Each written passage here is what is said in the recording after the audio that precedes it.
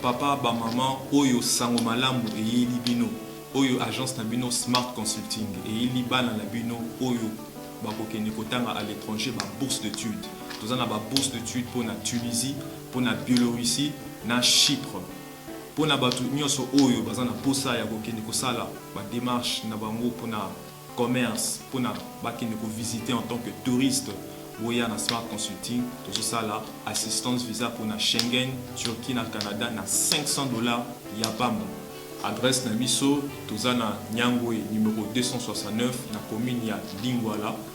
Ba numéro na miso za na C, bobe na miso pour na ba détail. Na Smart Consulting, avec $500, on peut voyager partout dans le monde.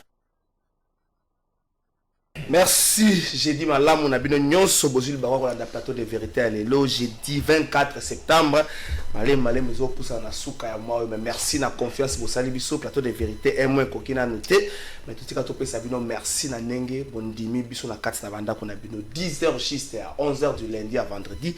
Nous avons bongo na plateau de vérité bongo 15h à 16h pour la rediffusion. Merci parce que confiance pour sali biso ya on topé sabiso makasi. To ya mokaka tongo nyonso ko ya ko memela kabino basango nini okanisa na mboka na biso na préciser le com batu bavandaka na ba plateau oyo baleki batu nyonso te na bayele na bandako mais simplement bango bazwa ndingisa to pe mokano ya komemaka makanista bango na etamboleli ya mboka ezama batu musu baza mayele makasi mais simplement bazo kokate koyabwe na ba télévision koloba ba oyo bandima bo fingaka bango te so mutapesi point de vue contraire na yo so komoni ko koleka te te komata message que te na makambo de ko Aristote alobi na makambo de ko Médard alobi na makambo de ko Trésor alobi nga na kanisi boy e ko zelo ko mo malamu ole mpesa na itesa ko finga ko tombo la société na biso te merci na bino na confiance bo sali biso chef de l'état le baki na discours na na occasion 75e assemblée générale des Nations Unies qui a ma sécurité dans ce délai bref. La délai bref faut to kanisa stratégie ko sala ndenge nini est-ce que ko ya na ministre sommet ya Goma singa ya 500 ba chef d'état ba pays voisin et ko sala manalo lenge nini RDC a sollicité bongo aide moko na niveau ya FMI Fonds monétaire international kasi FMI a boité ma poser ba condition notamment réforme ya banque centrale a sengi transparence na domaine minier a sengi bongo pe na RDC azana budget moko réaliste budget réaliste ko ça 11 milliards pour l'exercice 2020 mais na souka na on a eu que budget tout ça la miko zaka 2 milliards est-ce que wana ndeko za réaliste RDC tour exercice 2021 le budget moko 4 milliards pour la FMI ko za réaliste tour mais on beta masolo wana mais na banda to la sabino mwa moke bande kwa ba mouvement citoyen ba telemaki mokola lobby lisusu pour na kotambola ko yebisa na bande ko yebisa na ba konzi ba kamba biso que trop c'est trop ambassadeur Vincent Karega ya Rwanda ko vendre na mboka na biso te mais na nzela na bango la police a gazaki bango mais ba koma jusqu'au bout to pesa bango longonya merci na bino na confiance pour ça bango ya moto ke na régie botika na présenter bino bande ko na bango na plateau na ko bana loboko na ngai ya mwasi ya mobali pa na bino mwana mboka Médard kan Kolongo Congo en avant bonio mbote ndeko na ngai Trésor Kalafai. Merci encore pour notre confiance au biso na plateau de vérité. Pour ba plat de vérité de Bimaka donc to bomba ki côté. Donc merci pour l'invitation. Merci Congo en avant attaque Congo bato sozo kanese sengi ko bongo la mwa muke moto tindi Congo en avant ndeko Aristote ngari moko ya bato ya mayele pe ya bwana ya lingomba politique na ebonio. Merci Matondi ndeko Trésor Kalafai na nengo ya Mbingai. Merci pour l'engagement marque et confiance donc bengi biso boy puis koya pe bozali pona biso mania ko honoreo peut répondre à l'invitation positivement. Je suis très content, flatté. Nous avons à disposition que Bandeli Tisuka pour répondre à toutes les questions possibles. Merci Nabandeko pour l'andabiso ici Kabazon. Merci. Merci Ndeko Trésor et Nanga moko ya bato ya Maël et puis à Boigna mais na mongongo na ya muke wana boni Ndeko Trésor. Bien Ndeko toza malamu. Merci pour l'invitation. Émission Plateau de Vérité. Oleki une fois, deux fois, Batalio P. Merci, Balobi, émission Zamalamu. Topé Simbo, Tena Bande, Konyoso, Bazana Banda, Kubaza Kotala Biso. Bon, Fongola Mateo, Boka Vérité, non, sur le plateau. Merci beaucoup. Merci, la minute de la régie pour quelques minutes. Bon, total, je crois que beaucoup plus s'appeler la minute Makadesi. Est-ce que Nassima va propos à l'ambassadeur rwandais Singla continuer comme ça là? Tant que chef d'État, je vais donner la paix. Pour la sécurité dans un délai bref et c'est qui te un peu et vendre les personnes dans le coin à Rwanda tout que non a resté là l'élément bon tout son amour dans notre pays ça va canisser.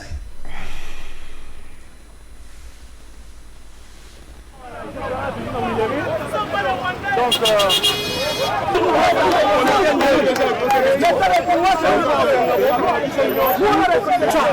faut que nous sortons de pacifisme, on devient maintenant les révolutionnaires et les libérateurs.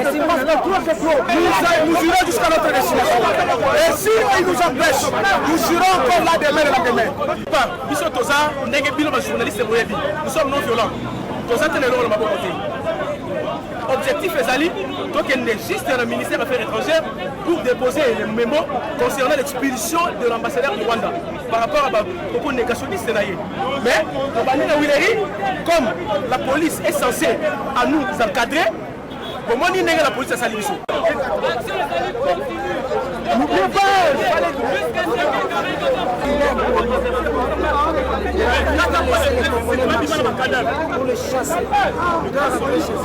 Destination na biso ezali tokoma na affaires étrangères mais lokola tomoni tokomi kosala bras de fer na la police oyo ya biso moko bon na ndenge ya civisme mais tomonaki ke non mais tokoki kosala bras de fer na bango te totiki tozoconstituer 20 personnes oyo bakokende déposer mémo sur les 20 personnes wana baza constituer nde bango nde bazala favorable ya kokoma ti na ministère kuna mpona kodéposer mémo.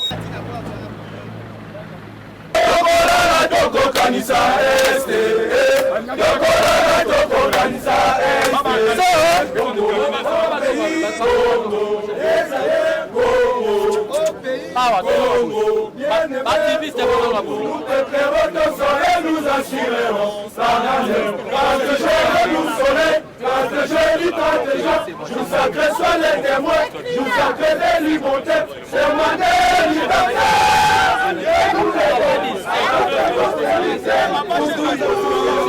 Je suis contrôlé par la communauté internationale. Alors, le président Maratin Fayoulou a tenu à ce que les CID accompagnent le mouvement citoyen jusqu'ici. Et les CID ne va pas entrer. 2. Au gouvernement de la République et toutes les institutions de la République, les parachèvements du processus de la justice transitionnelle et tous ses corollaires afin de mettre en place le tribunal international sur les crimes commis en République démocratique du Congo. 3. À toutes les forces nationales, avec tous les amis de la RDC en général et les présidents de la République en particulier, d'accentuer les plaidoyers sur l'acceptation par tous les États membres des Nations Unies du rapport mapping du Haut Commissariat des Nations Unies pour le droit de l'homme. 4. Au président de la République de hausser le ton de chef pour dire non par tous les moyens aux détracteurs de la quiétude du peuple congolais sur tous les plans. De rencontrer la demande de son peuple sur le cas du négationniste M. Vincent Karega. 5. Au service de sécurité pour la bonne protection du prix Nobel de la paix Dr Denis Mukwege contre toutes les menaces rwandaises.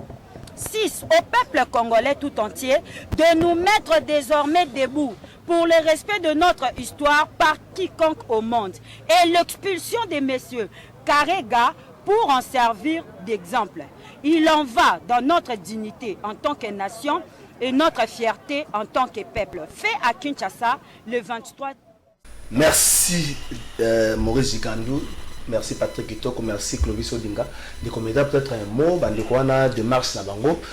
ezobalana peut-être na makanisi oyo mokonzi ya mboka alobaki alingi amema kimia dans délai moko proche na République démocratique du Congo mais soki bandeko ya mouvement citoyen bazotambola mpona kaka bapropos oyo ya ambassadeur rwandais Vincent Karega atenaki par rapport à génocide congolais komona ndenge bango balobela ke police aya telemela bango agaze bango eza biloko moko insupportable na ngoro toza nango. D'ailleurs, je les félicite et je les encourage, ces jeunes qui du reste babimi na nzela pona koboto loko ya mutu te mais bakanisiki honneur ya Congo et leki nyonso. On peut être dans un pays où pays limitrophe non seulement infiltra kabiso boma kabiso mais bakisina mafinga ko humilier toute une nation.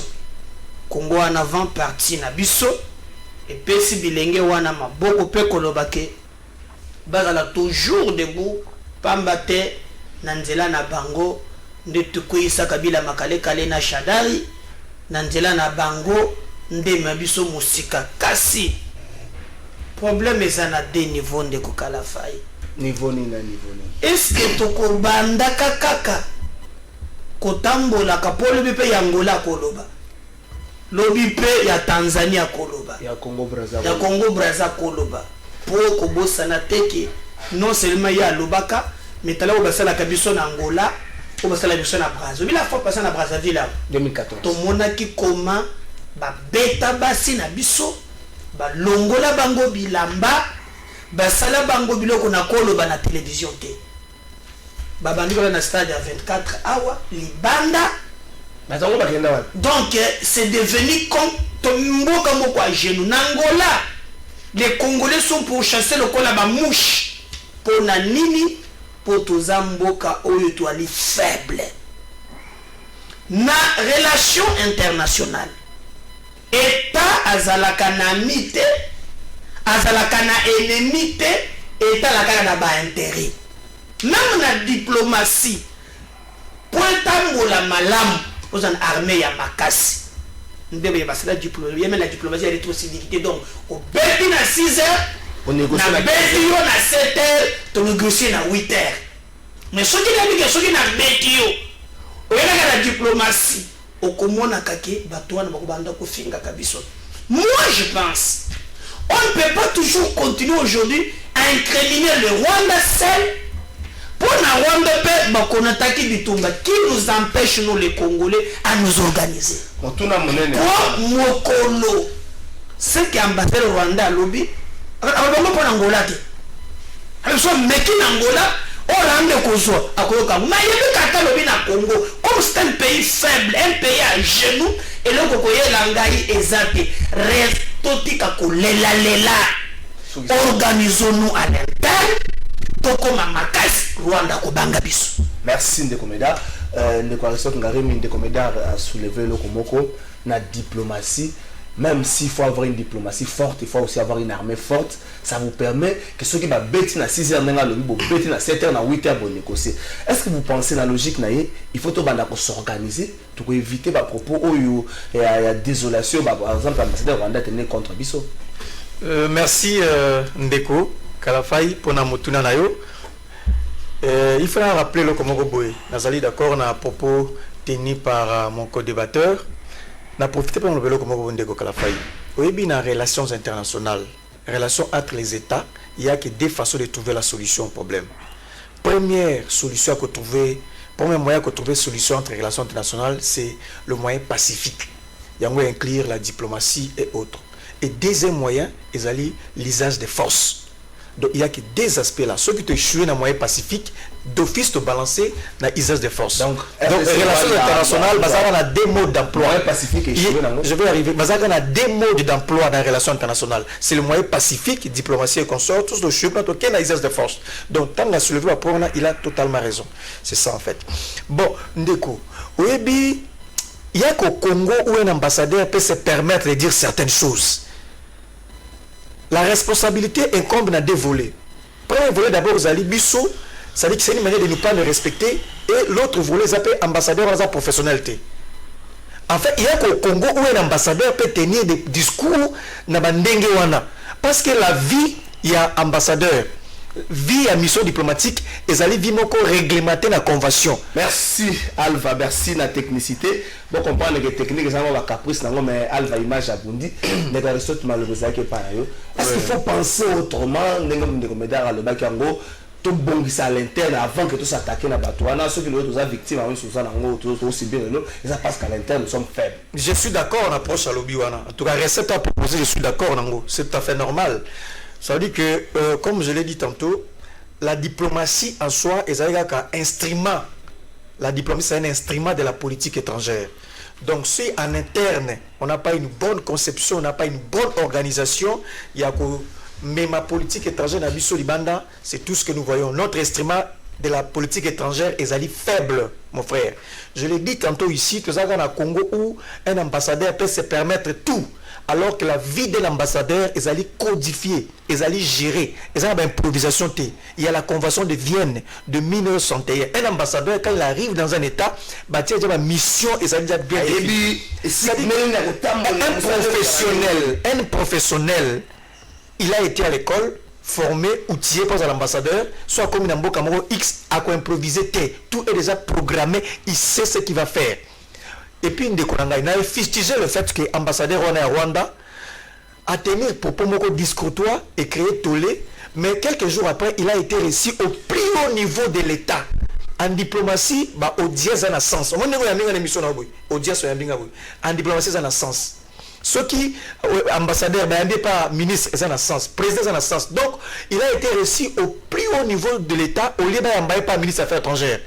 Ou soit dans le collège, il y a diplomatie, mais il a été reçu au plus haut niveau de l'État. Ça, s'il y a un problème. Donc, il y a au Congo où un ambassadeur peut tout se permettre. Je vais rappeler ici que il n'y a que des modes d'emploi en relation internationale pour retrouver solution. Il y a des moyens pacifiques et il y a des moyens d'usage de force. Ceux qui sont moyens pacifiques, il faut qu'on bascule directement dans le moyen, il y a usage de force. C'est en fait ça. Donc, il faut noter que le Congo, il y a un sérieux problème, il y a diplomatie dans le Congo. Ceux qui ont échoué dans le domaine, il y a Tangelaki, du coup, il y a un ambassadeur. Ceux qui ont échoué dans la vie et spécité, la commission ambassadeur de la RDC accrédité dans tel pays. Tout ça. Or, on ne devient pas un ambassadeur, un diplomate qui veut. Il faut un bon casting pour retraiter. Et puis, dans la tête du ministère de l'Affaires étrangères, il y a beaucoup à dire là-dessus. Parce que le ministre Sommet à Goma, ils peut avorter. Ministre Sommet à Goma, c'est l'impréparation. Ils allaient rater la diplomatie, ça veut dire qu'on ne vous respecte pas. Donc, vous appelez tant de trésor. Est-ce que il faut à l'interne comme fort pour que les bandes respectent Bisso. Mais au hasard déjà na carte na Bisso à Tengami, il faut pas directement to bimisa les bandes va sentir que non, batwana bazali état bazana makasi na bango pe makoki. Merci. Tu peux citer le nom mingi na bandeko o ba jeune ba mouvement citoyen na mouvement associatif o ba kenda ko telema mukolo ya lobby pona ko relever situation ya ambassadeur à Rwanda. O amike ko sala ko lobby za ki discourtois par rapport ya mémoire pe ya lutte ya ba congolais. Na lobby de l'état na biso, l'état na mukili ba pays nyonso mukili était le marché sur 4 piliers.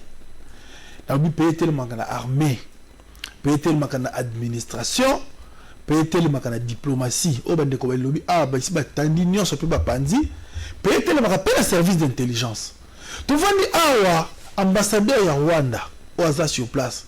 De quel nous disent que ça congolais atanga awa akola awa, mais où était le service d'intelligence avant d'accréditer relever des éléments. C'est-à-dire que infiltration na Congo est comme le cola la mouki est comme normal. Donc même les personnes qui devaient pas être à cette place le sont. Ceux qui Rwanda a quoi utiliser moi na Congo, supposons que ça congolais n'est pas bazol koloba. Pour ko saper et que dénigrer combat nyonso de père indépendance soit bunda na auto sala lelo pour que tout le baké comme ils allaient pays moko un non état biso mo normal ndengeni tous les pays ils allaient souffrir na problème interne biso moko au delà ko la souveraineté oyo utaka pa peuple légitimaka bainstitution biso topesa bato libanda opportunité baya moko tosaka baélection besa biso résultat oyo bozela boproclame nanu te tolakisa na mokili momeki toza faible na kati cohésion eza te faiblesse biso ezo komona susu na kati ya ndenge nini tokokama mboka ozwi tableau noir ya Congo nyonso tandi yango boye ozwi éducation ozwi santé ozwi problème ya chômage ozwi badobe nyonso ezali na kati ya mboka tout est noir nalobaki yango tonto ke tozali la deuxième crise mondiale après le Yémen en termes de déplacés internes, en termes de groupes armés, ils allaient la mboka chaque jour. Bounia, Ituri, Goma, Bukavu, partout, Kodeko, Adefnalu, on ne sait plus qu'est-ce qu'on peut dire. Il y a même le Bible pour atterrir. Situation où l'ambassadeur a dit que ça, propos ambassadeur va tenir. Ils allaient discuter parce que nous sommes à l'interne. Tout ça, qu'on affiche ma faiblesse dans biso. Tout le temps, comme Congolais, tout le sa valeur. Tout relever ma défi interne, la souveraineté, la biso, c'est la malobaté. Pour que bato libanda ba prendre ko respecter biso pour la mini biso ba congolais tozo ka ko subir ba voisins ba sud Soudan ba Zambie pourquoi nous envoyer ça ba ngote merci de votre trésor et nanga tuni mutu na joie que de comédien ko za peta ko répondre na makamba lobi mais to poussa na mbala moko tango mokonzi mboka liboso ya bandeko na ye ba homologue na ye ba chef de l'état et puis ba représentant ya ba pays musu lobi souci na ezali apesa kimia na mboka na biso dans un bref délai nini to comprendre nango est-ce que c'est la réforme ya armée est-ce que c'est la ministre sommet à Goma oyo ne ba chose da lobi ezali raté moko esengeli même que veiller la tête à ministère affaires étrangères ou encore chef d'état a peut-être la stratégie moko a bombeli biso pour te bi ba démarche belé autour ya kimia na mboka na biso et tikala sans succès oyebi nalandi ndeko Aristote ako se plaindre pona makambo ya zoloba o Rwanda akoki koloba non trésor nenga makambo zoloba infiltration mo ta pembeni na yo wati otobele biso yango Aristote 97 bakotele biso wa na musée pour bango baza dérivé ya AFDEL nde semiwa ekoma CPP elongo CPP komi PPRD ça la fait cesser.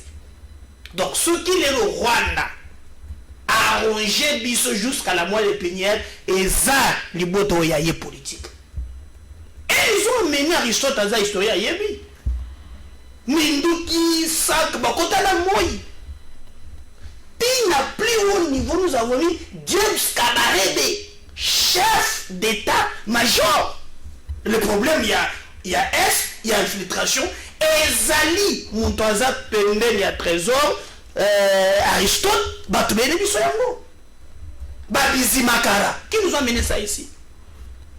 Donc si nous souffrons les à cause de la bango le cochon et on va balinga bongo non mais tu reconnais AFDEL c'est aujourd'hui plus de 20 ans 23 ans pratiquement AFDEL vous savez non c'est là c'est après l'opération turquoise là Tozongi Nango tu es arrivé à Kagame au pouvoir, les 20 ans après le Rwanda c'est qu'il est aujourd'hui, parce qu'il y a 20 ans, on n'arrive pas à se relever dans 20 ans. Non, comment vous allez vous relever? Parce que depuis Bayan 97, Tina Kabango na Bangote, Moussa Kei Bango a 18 ans.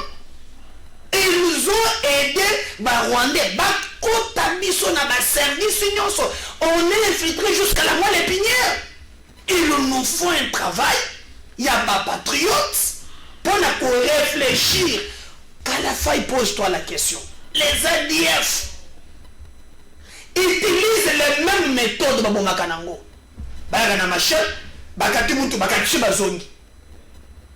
Je venais de voir. C'est là où je ne donne pas aussi Félix, non. Il a prêté serment. Il a un projet clair. Il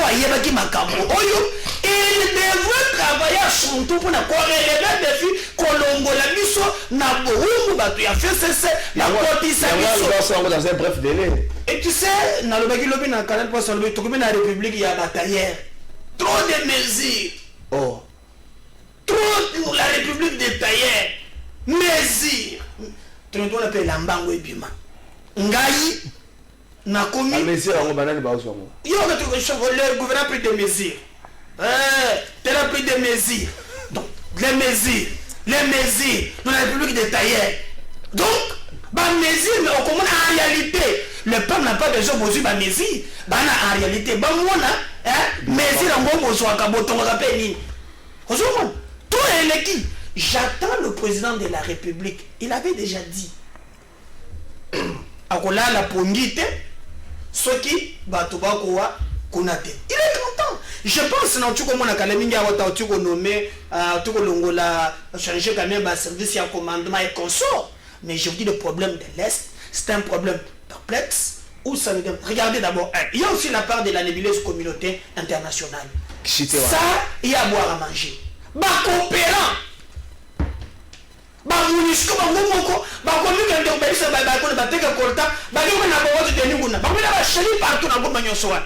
Donc guerre wana yango oui mais yango na somo non yango komona que même tango Kabila test avec sincérité alors ki ba longo ba ko longo te il faut bitumbe cela ba justifier yango on continue à tuer mes compatriotes chaque jour lokola bangungi et je pense qu'un jour devant l'histoire nous devons collègues saba aristote na gouvernement mais bande konabino oyo bamela biso makambo e fond jour ba samba devant l'histoire. Merci de comédien de Kwarissos na la discours au chef d'état lobby la discours on a plutôt à relever que dans un bref délai est-ce et ça dit la ministre sommet à Gomandé qui met la rapidité est-ce ça dit par la force que le gouvernement plutôt que l'armée congolaise soit forte et persuasive ou encore c'est déjà la mécanisme de stratégie au cas où on tayebi bon na manière conséquemment muke tangu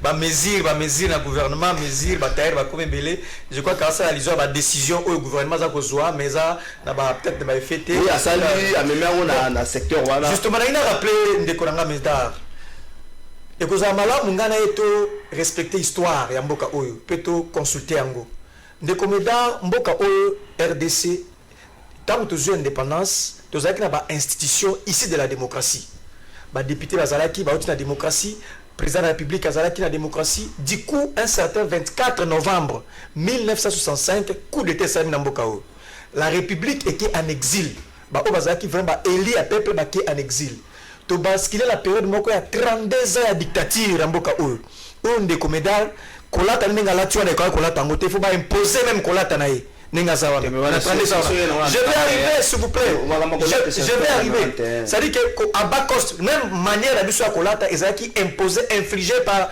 le guide pendant bengaï pendant 32 ans il y avait dictature donc il y a même même pas la partie politique dans Zanangwana il faut ba merci na année 97 ninga to yaki il faut senga merci donc to leki na 32 ans de dictature du coup le coup la dictature ezaki makasi ba fils et filles de ce pays va se rebeller d'où tu as eu vague il y a révolutionnaire il y a 1967 musée aillé avec toute une équipe appuyé pour renverser une dictature où le mandat qu'on avait même pas collé la télévision à l'époque lui il ne pouvait pas passer après Loba parce qu'il y avait une forte dictature à l'époque il ne pouvait pas avoir un parti politique.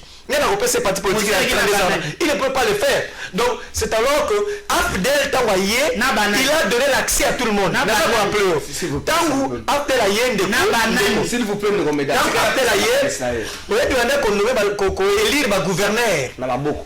C'était de la démocratie. Tout le monde qui s'en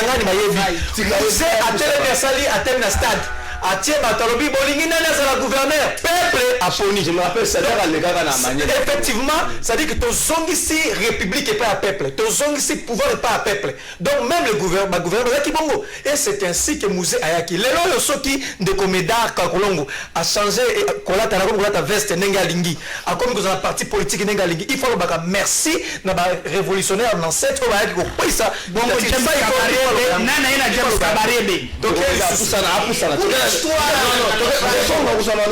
histoire lisusu ndeko histoire mususu ndeko Médard Fayeba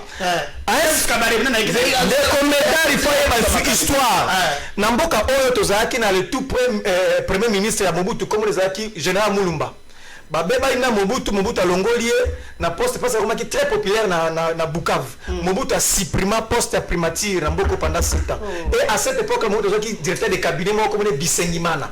Pendant 7 ans, Bisengimana a commencé le même office comme premier ministre. Mais Dirkab, il y a Mobutu. Donc, il y a Bisengimana, il y a Bisengimana, alors,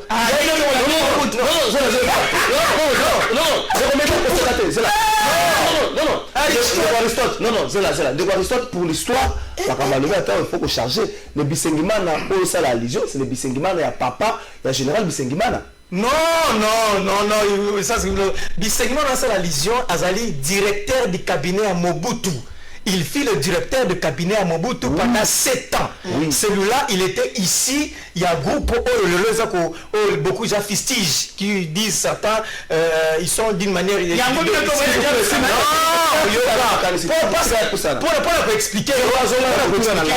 pour expliquer. S'il vous plaît,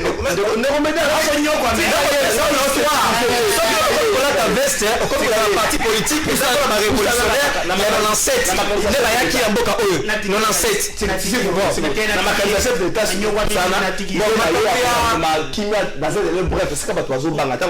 Bref, stratégie zanine. Aussi longtemps de remédier pas relevant que le problème est complexe. Bref, c'est la religion. Nandimi volonté wana. J'ai mis la volonté à solution et d'une manière courte. Bon, est-ce que ça va rater le code d'expression? Jésus revient bientôt. Parce que depuis qu'on a dit ça, les sali plus de combien de siècles, Jésus n'est pas encore revenu, mais Jésus revient bientôt. Est-ce que solution brève wana ezalité bon, je souhaite lever na lingue salma bongo et que na sans sora mais ndeko au moins makamozo le kana na est mboka na biso, il faut totalement en profondeur. Les gens croyaient à l'époque que c'était facile. Que Joseph Kabila, ceux qui ont le pouvoir, du coup, Makamego changer. Mais au fur et à mesure, on se rend compte que rien n'a encore changé. On continue à tuer dans l'Est, on continue encore à violer, on continue encore à faire tout ce qu'il faut. Et là, il faut que il faut s'adapter dans nous, la façon dont nous agresser. La guerre asymétrique. La manière de faire. La guerre asymétrique d'abord. Il faut avoir. J'ai aimé le chef d'État quand il a dit qu'il faut que doter MONUSCO n'a pas moyen pour ma arme, un système de défense, une chose à adapter. Dans les Karakuno, dans il y a Est. Donc il faut que comment est-ce que l'ennemi est en train d'opérer pour comment contrer. Je suis d'accord qu'il y ait la paix et te soutenir pour Nakimia. Merci Ndeko Aristote, Ndeko Trésor. Est-ce que tant que nous avons une solution dans ce délai bref, le chef de l'État comprendre déjà n'engagez pas toi na opéraka et puis à ça déjà la stratégie moko à bombe peut-être à déjà pour dévoiler parce que les stratégies militaires ça a dévoilé au vu aussi de tout le monde ou encore ministre sommet de Goma la voie pacifique de comme ma solution brève. Ndeko Trésor Kalafai obi kezo tala ndeko langa Aristote akoloba na kibiyo kambawa. Nako mituna biso ba jeune ya mboka autre tika nini pona baleki bazana sima. Déjà biso tozali à génération tu as déjà sacrifié. Autant que ça bitumba. Mais ba yana biso to ba c'est pas sacrifier. Papa, sacrifice c'est pour bango. Et on na plateau a tellement kaka na bouler ah. Tellement kaka o mona bilongo nini komi. To ko bilongo moko ali ko nzala. Na keku musikate. Aristote histoire. Histoire. Et ça que bana mité. Bana en violation à droit de l'enfant bosimisa ba minduki pour la voir envahir mboka biso soit disant besoin de dictateur pour installer dictature ma qu'est-ce que le roi Mobutu bo pesa mo forme mususu mais oui histoire on zo le bana histoire de bosse nche ki belonga na avion bana ki goma ti tona bokati kuna na nini ba beba kufa na hôpital faut confondre s'il vous plaît faut confondre papa histoire wala kaka et ça que RC Zolo bana et outina ba sandre en trail ya AFDL différence za nini RC na AFDL et on peut perdre FCC lelo bon bien nous avons base de l'ensemble de la Codeco M23 c'est vous le 2 août 1998 et c'est bien il y a un abîme de Aristote qu'on compte des débats au thé on va on a partir de ça des débats au compte monter le quoi tout le monde comprend moi qui était donc on sacrifie des jeunes la génération d'Abisso dans un il y a une question de Trésor Kalafai obi makambo est là ni ba moi STT point et moi Congo ce n'est pas le problème de l'Est c'est le problème du Congo. Pour le moment, nous avons besoin de faire des choses bien faire sapatu. Bah, tu as apporté au sapatu te. On tambour la tête, on qui rendez-vous bon te, on s'en la tête, c'est vous qu'on réfléchit te. Ce n'est pas le problème de l'Est, c'est le problème du Congo. C'est le problème du Congo, Anna. Donc le chef d'État a compris. Mais non, mais encore une promesse. dans un bref délai. Donc on recherche un médaille. Après avoir même compromettre Carotier état-major na Est Kounaye. État-major, quand on colloque Makuna, à Salaté. Et on fait de la Beni à Salaté. Je donnerai ma vie. 2 ans, moi, parce que nous vivons à côté. Si vous bref, de la maison, c'est le colloque, promesse, nous papa. Ceux qui au sali makamno na Kabila Kosio, vendra makamno, qu'on a recours à Mokate. Makamni. Oh, mais Papa. Mais oui! Le chef manifeste un souci. Non! C'est une distraction! C'est une grande distraction! Guerwana, point si là, peuple c'est ça qu'on a irné. Papa, on va dire bateau, nous sommes en moté. Bateau, peuple, boire kiwana. Bateau, basangani. Bateau, basangani, bah, nous voulons un peuple. Bah, Kaboni Yango. Est-ce qu'on a avancé? Et le côté? Tu as avancé? Tu as de 40 à 50 groupes armés, nous on a 150 groupes armés.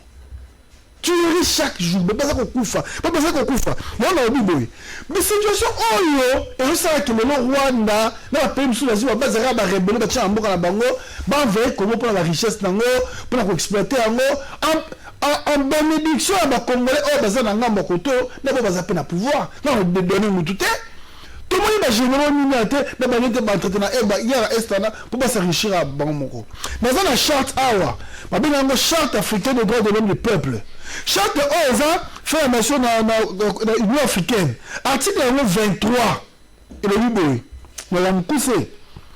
Baobi,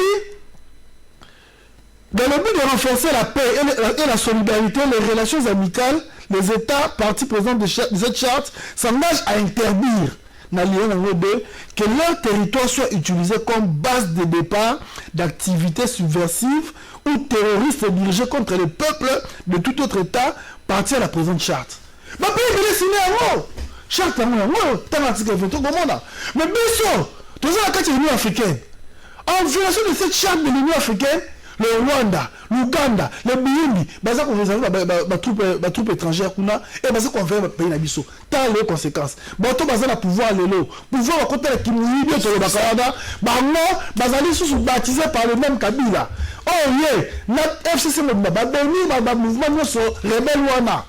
Si guerre est continuer, guerre est aussi la tête. Le problème de l'Est, ce n'est pas le problème de l'Est, c'est le problème du Congo. Le problème du Congo, ça doit se terminer pour Congo au départ et développement. Merci de votre trésor. Je crois que toujours pour ça, toujours aborder le dernier thème, la République démocratique du Congo sollicité aide auprès à FMI, Fonds monétaire international. Mais FMI a posé la conditionnalité moko, réformer Banque centrale, transparence dans les Kambotali, domaine minier. Bongo, gouvernement République démocratique du Congo a se doté d'un budget moko réaliste. Est-ce que la condition oyo gouvernement congolais a remplir surtout dans le secteur minier, Banque centrale pour réformer, ça peut se faire facilement. Considérer un budget réaliste, ça peut se faire. Mais le secteur minier, c'est là où le bas blesse de comédiens en Colombie. Est-ce que le gouvernement congolais a sali à mesure? Il y a quand même transparence dans le domaine minier. Tu vois, il y a un domaine qui a 100 000 il y a entreprise où il y a Mutanda Mining. Côté pour les arrêter, on peut s'y voir. Est-ce que le gouvernement congolais a à mesure il y a transparence dans le cadre de Kambouane? Je vais arriver là rapidement. Moi, ministre Nanga, il y a des Konanga Trésor. Je pense nous devons des ressorts à lobby tirer les leçons du passé. On est historien du présent. Même à niveau ICD, je crois qu'il est grand temps maintenant de réfléchir sur l'avenir. Regardez. Maintenant là, nous continuons les mêmes discours. Personne ne peut pas que l'élection est kaki malam. Élection est kaki mabé mouyibi oui. Nous tendons maintenant vers 2021. 2022 photo enrôlement pour nous afficher. 2023 élection proprement. Il faut que ça notre équipe dirigeante à CENI. Il faut que ça voilà. Donc toujours kende maintenant. Qu'à la fin il faut qu'on ait ce plateau pour la vérité des îles en 2023. Et nous disons que na Congo, bano bakotangi kelasi, bana na biso tokolobelaka jamais développement na Congo, tokolobelaka jamais sécurité, tokolobelaka jamais bato boni bazana mai. Nous reviendrons sur un débat inutile, débat politique. est-ce qu'aujourd'hui vous pouvez réfléchir? N'a pas exemple aujourd'hui. Martin proposait qui proposition, il y a plein de sorties de crise. Ah, parce que Congo avait dit ça qui on a mis résolution dans le Parlement, on bomi parce que ce Parlement, elle est que makanisa kingakati. Donc, et sengelaki cause on a proposition moko oye komi malibanda et ce consensus et zongi na Parlement va voter par le député. Au même moment qu'on attendait que tout le monde a plan de sortie de crise, Martin Sergi avec il y a Martin Fayoulou. Il faut préciser. Maintenant, non, lui, c'est parce que je n'ai pas lu là en face de moi. C'est avec là, il y a destitution. Si vous regardez très bien, Félix Bakabele Bokonzo le Bimalabu, je suis d'accord. Ndengo Zolo Bawana. Mais allons-y. Tango Ngaï na yoto tambola qui parle Bakambi à Ronsar Malonda. Si c'était dans la logique de Bakabeli, donc il faut que Félix Andjima Ronsar Malonda. Mais vous avez vu Kabouatissier. Et il dit même Ata Basali, mais Azana moi chance mouké, il y a qu'on permettre que l'État soit à un certain niveau et Zalawan. Attention, je parle au Congolais, c'est très important. Si vous regardez très bien, il a posé des actes. Est-ce qu'il est prêt à causer la reptile n'a pas fait ceci. Regardez le dossier Chebeya. L'acteur numéro 1 clé, Bakangie, Bazongisi. Qu'est-ce qu'il a fait? Qu'est-ce qu'il a fait? Maintenant, nous disons, les balles fait ceci caché dans la Bondo, maintenant, qu'est-ce que nous faisons en 2023? À force, il y a du Lokoana, au moins, c'est lui, selon mes sources, qui avait encouragé le groupe de 13. Bassal, donc c'était déjà schéma. Il y a un la moitié de dialogue, mais quand même, non, il est président de la République, il les a réussi. Encouragé donc il a accompagné un schéma où il y a plein de choses de crise à Martin. Mais tant que Boubalou qui est qu'est-ce qui arrive? Il y a un batindi sikoyo à Monique choix clarté les résolutions et qu'il parlement. Je vois que 13h on a autant la campagne vous en parole. Voyez il s'en va comment ça qu'on fera en 2023. Si on ne reviendra pas, c'est une matière très important pour l'avenir de notre pays. Je rappelle dans 45 secondes, je rappelle à Aristote, l'histoire, oui. Parti Botamaka, non, ce n'est pas en 1997, 1990, multipartisme, Mobutu est là. Je vois multipartisme et banda. Le 24 avril, pour l'histoire. Pour l'histoire, cravate, c'est Tshisekedi qui s'est bâti ici. Pour l'histoire. Non, Aristote, ce n'est pas toi. Non, je ne te condamne pas. Il y a une chose qui me le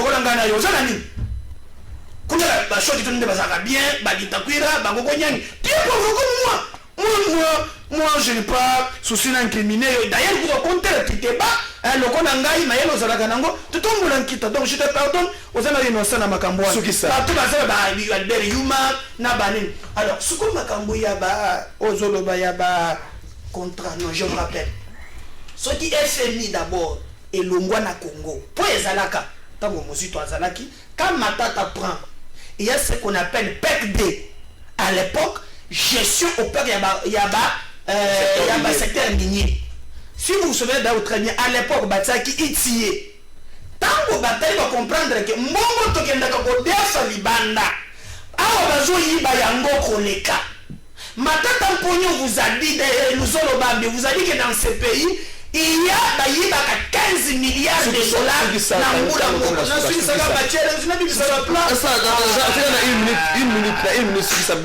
Alors, on nous a montré que 15 milliards et Bungaka Moula Moko. Dernièrement, nous avons connu un problème awa. Babengi sont à banque centrale. À Keïte, Yava, Keïte, Lokaji, après quelques jours à Bini. 100 millions de dollars à Moutanda Mining. 100 millions. Puis on n'en parle pas. Notre pays, ce qui est la bonne gouvernance est fandi, on n'a pas besoin des FMI. Bien qu'aujourd'hui le monde est un village planétaire, on doit vivre même les États-Unis. À quoi merci. Mais merci. La Chine est consort, d'autres a bonne gouvernance, même ça le FMI, ceux qui m'ont dit ici, donc ils sont moko, qu'on s'auto suffit, beaucoup mon côté et tout le monde n'a pas aide. Merci de Coméda. De quoi je sais que vous attendez pour répondre à ma caméra à l'objet, mais il y a un secteur minier c'est pourquoi iti ekangamaki na domaine wana abakisi sur les kamba mutanda maine les kamba 5 millions de dossiers ngo oublié. Est-ce que FMI va tirer les kamba de transparence dans les domaines miniers a clé à tirer République démocratique du Congo pour état sur mosolo wana te budget réaliste c'est aussi d'abord ça lango réforme la banque centrale to ça lango mais les kamba transparence dans le domaine minier ngo clé va tirer biso. Merci Ndeko Trésor Kalafai pour la motuna na yo. Oui, motosoka linga la politique ya malamu ya mboka na ye et loko aliboso sengela maîtriser c'est l'histoire. Un politicien sans la maîtrise de l'histoire azali vide. Azana continuité, il faut maîtriser l'histoire. Le 24 avril 1990, tango ba déclara que multipartisme, il y avait un dévolé. Il y avait le multipartisme, bipartisme. D'abord premier volet. Et c'est avec le temps qu'on est allé au multipartisme intégral. Ndeko Médard, parce qu'il a fastement, si là aujourd'hui, l'audace qu'il a comme président parti politique, il doit dire merci na rupture au Salvador 97. Parce qu'en réalité, Médard ne pouvait pas avoir un parti politique. Médard ne devait pas avoir un parti politique. Dans le contexte où on a des Clébino. C'est-à-dire que l'évolution est même politique, même développement sur le plan politique, c'est tout simplement parce qu'il y a une rupture dans 97, il y a un vent. La République est revenue où tout le monde, pour aujourd'hui, Médard peut avoir un parti politique. Le minimum de respect par rapport à l'élite, il y a au Nego Basalaki. Oh, c'est bon. Je crois qu'il est passé. Et puis, s'il vous plaît, je reviens encore à mon ami, c'est à peine que nous avons découvert qu'il est de Lamouka, c'est à peine, je ne savais pas, depuis que l'émission n'a que découvrir à Lamouka. Je trouve ça, c'est une vieille recette. C'est une recette normale hein, pour justifier l'existence de Bango jusqu'en 2023. Tout ce qu'il faut là. Vous allez avoir enregistré mission. Nous sommes comme revendication. Il y a Lamouka.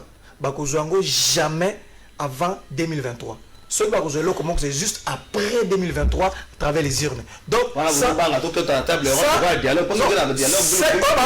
c'est du show, c'est une recette politique, c'est qu'on justifie l'existence politique, le plan de sortie de crise, alors que le plan nous a violé la constitution. Donc, c'est vraiment grave. Mais, bon, l'État me manquerait pour raconter la bloc comme ça de lobby, mais je crois que il y a un lobby, il faut qu'il y ait une histoire.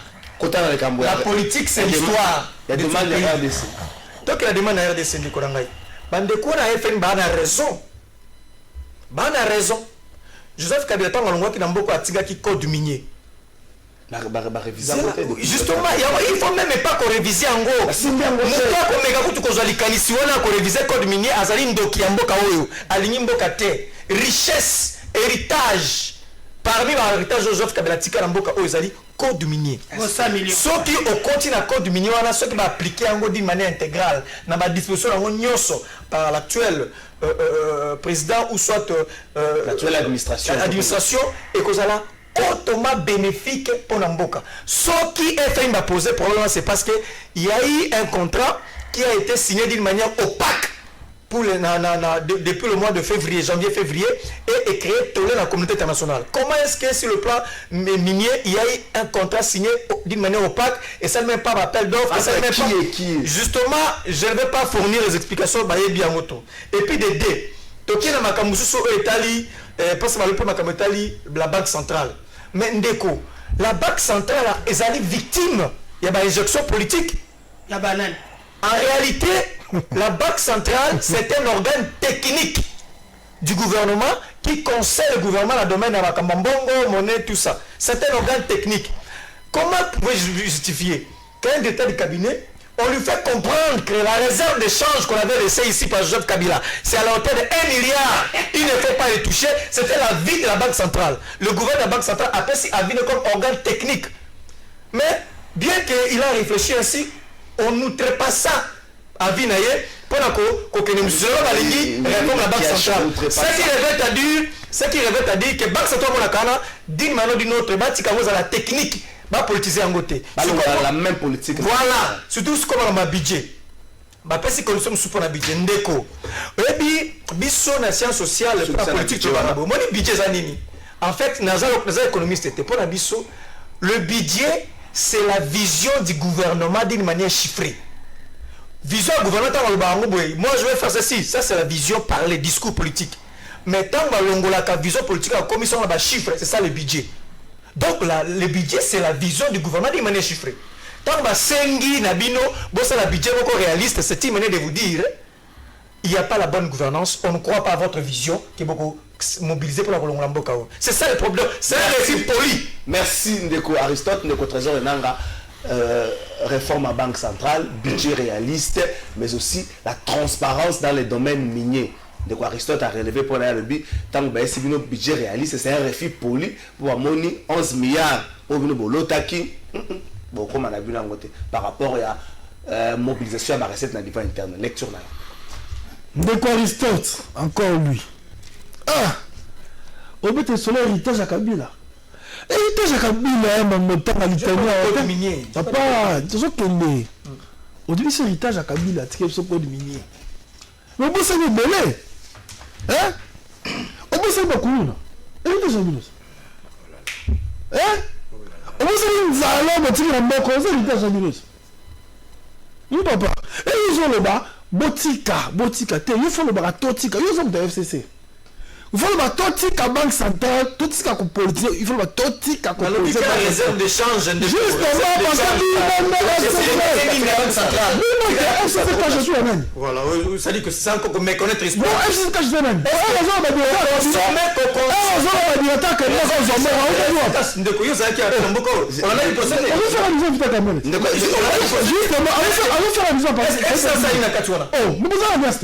Oh là là. Oh, de notre alliance, tu as 1 milliard à battre. Papa,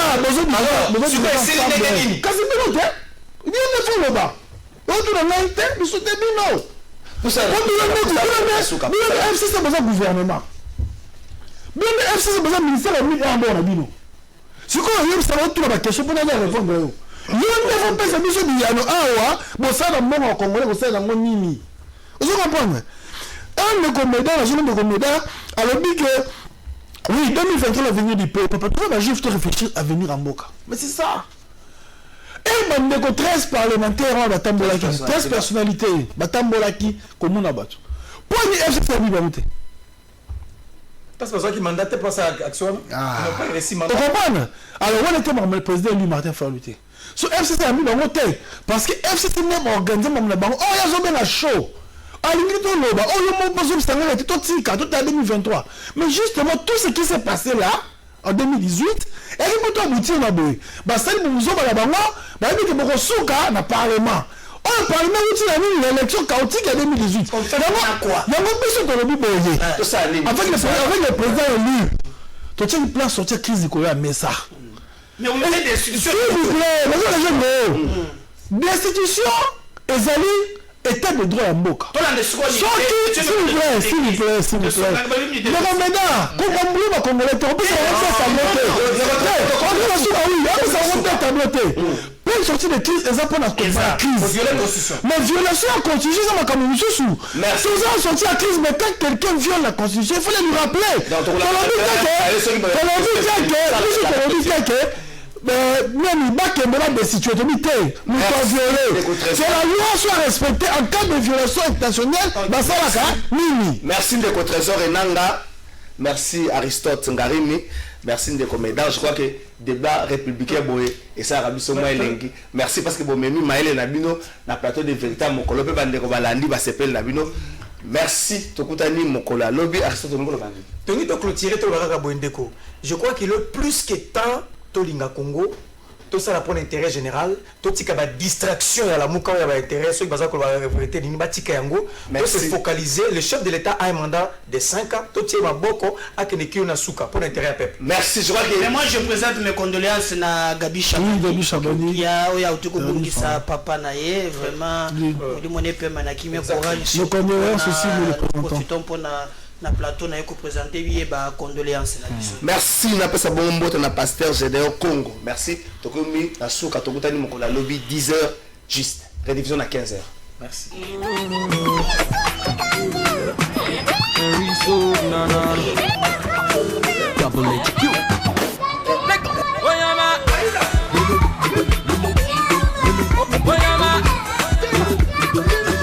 Nani?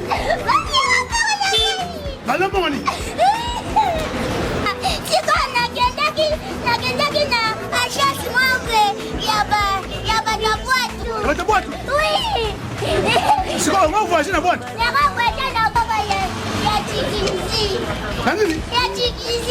Tunisie. On va voyager Tunisie dans boîte. ezalaka te soko olingi voyage na voyage asile agence asile ezali simat consulting yaka